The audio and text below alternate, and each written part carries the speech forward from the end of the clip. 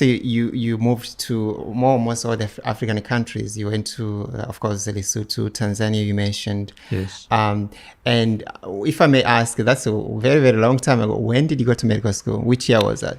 Well, I started in medical school in 1970.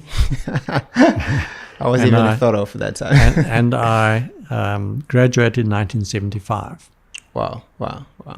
Now, that's very, you somehow, I think you were very lucky talking about the education that medical students, actually the doctors that I have in preventative medicine and nutrition. I think you have a little bit more unfair advantage reading all the research that you mentioned, and also I think going through all these different countries, which I think prepared you through all your medical career. But looking at your medical education, was there anything that prepared you? Just now, talking about the women's health, was anything that prepared you to really meet the challenges that women go through, especially when it comes to certain things that can be prevented?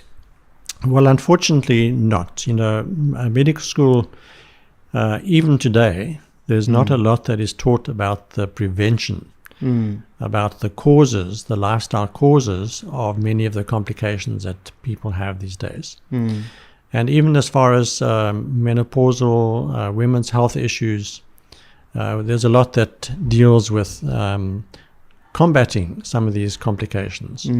Like, for instance, menopausal symptoms, using hormone replacement therapy, and also dealing with other chronic diseases that happen, like obesity, hypertension, diabetes, all of those. We know how to manage those from a medical point of view, from a pharmaceutical point of view, but we're not taught about how how lifestyle can help to prevent a lot of the complications that happen, and how that we can improve the quality of life in women of all ages.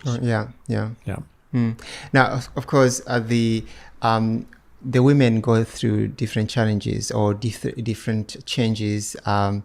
Men also do, but also fascinating. Actually, I was actually reading back, talking about how the gonads, or the human reproductive system. I mean, in men, we're talking about the testes.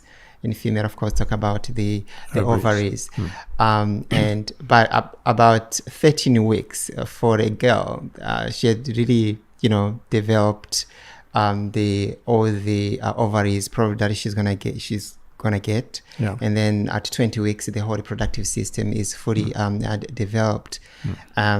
So understand, the ovaries become dormant, of course, until they reach puberty and then ovulation and all things.